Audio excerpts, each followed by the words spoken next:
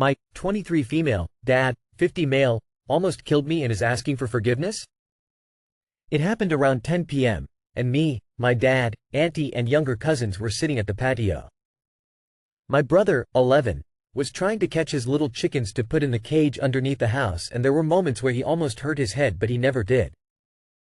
My brother has brain tumor at 12 months old but now is fine and recovered.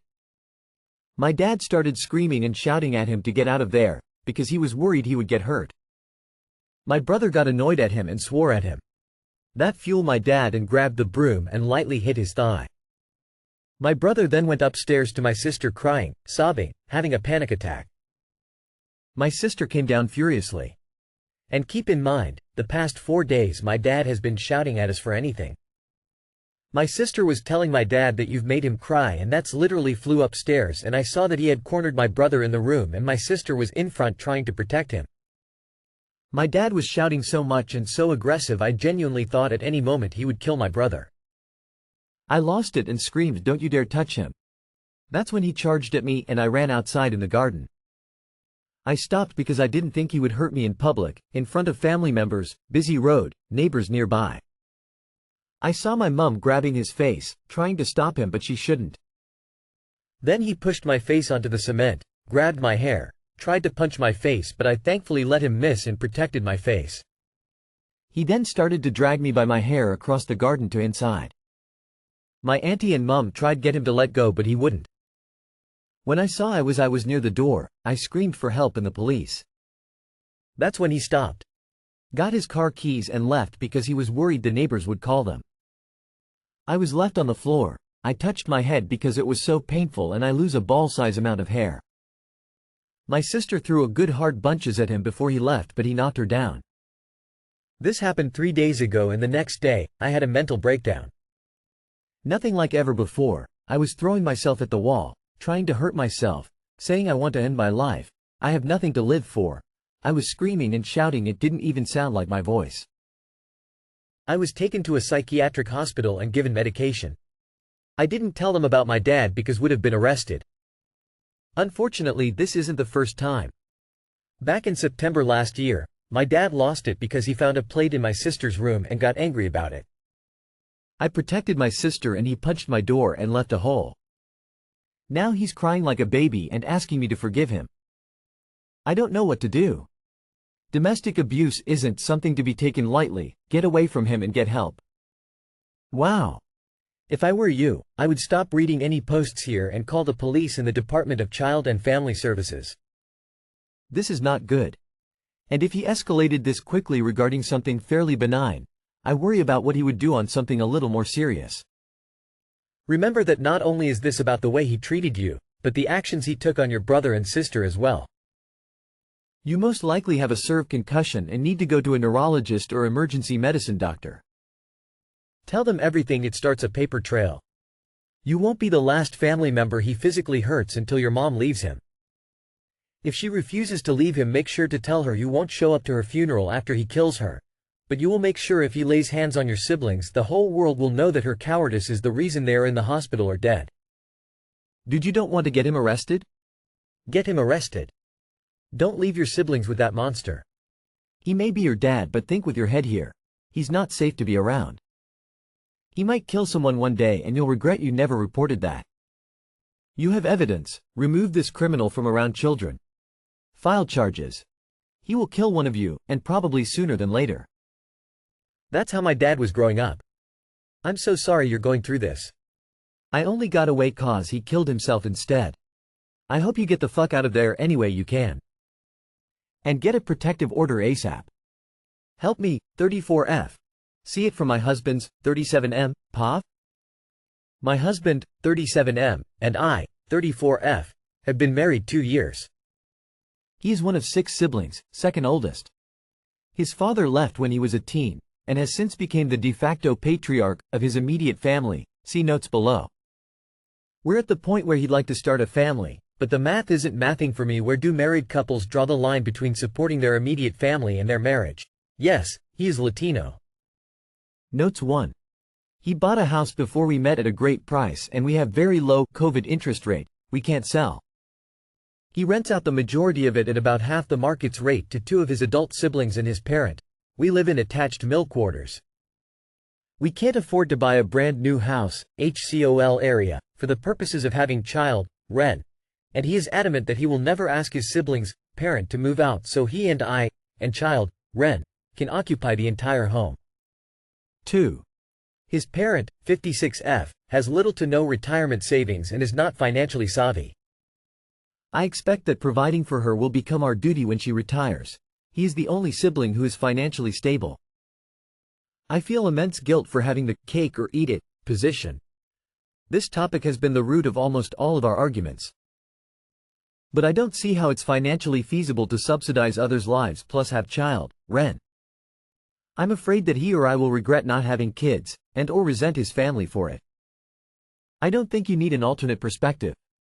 He's made it abundantly clear that this is how it's going to be.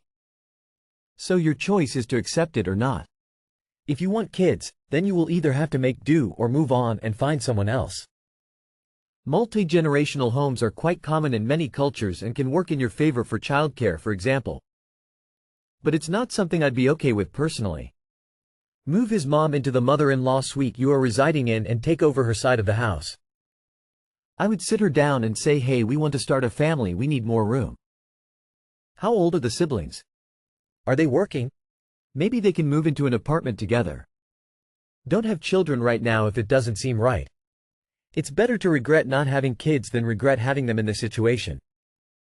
Try to remove yourself from the situation and imagine your best friend came to you with this problem. From an unbiased point of view, how would you advise that friend? Really try to honestly answer this. Hello, Op. For point 2, I would like you to find out that information.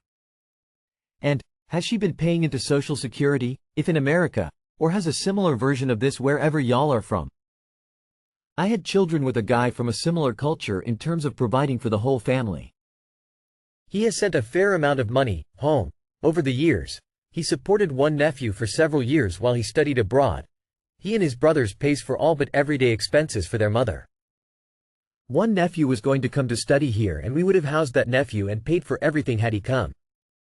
But he never once said to me that he couldn't afford whatever for our kids because of sending money to his mother. Our kids have never wanted for anything. We've had exotic holidays, we eat well and go out, everyone has a recent phone, etc. Maybe my ex is richer than your husband, but he also knows his priorities. I, 30 female, found out the man, 31 male, that got me pregnant is still married. How do I tell his wife? About 5 months ago I met a guy on a dating app and we hit things off immediately.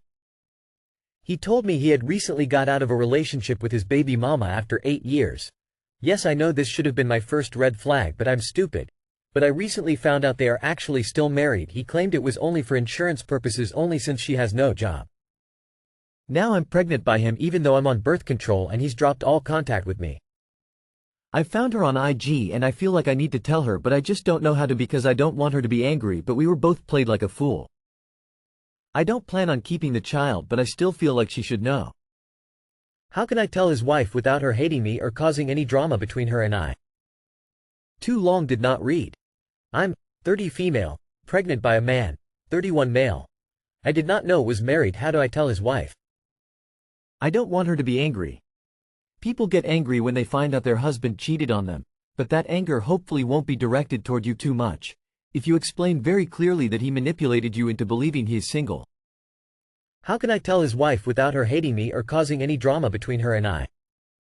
There is no telling how she'll react, who knows how she'll handle the news. If she takes her anger out on you initially, just ignore her. She'll either come to her senses, or she won't, at which point you'll block her. You'll have done the right thing and you can move on. This asshole deserves for you to let his wife know and everything that results from that.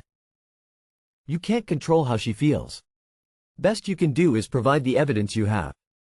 She needs to know, because if he's on a dating app, he's probably cheated before so she needs to get herself tested for STIs, as do you. Singing telegram. Before you do the big disclosure, I would talk to a family lawyer about a few things. When you say you don't plan on keeping the child, are you talking about an abortion or adoption? Either way, you may want to talk to your lawyer about preserving bioevidence for a paternity test in case you have medical bills that he can be made to pay 50%.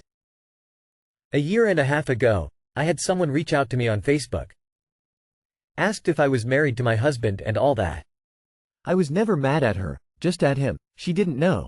They didn't even meet or anything, just the talking phase before meeting. I wish the woman had given me more information, but I think she was afraid to give too much. So, definitely reach out to her and provide as much as you can. She needs to know he has had unprotected sex so she can get checked out. Don't know who else he may have been sleeping with. Give her as much as you can so hopefully she is smart enough to nail his ass and leave him.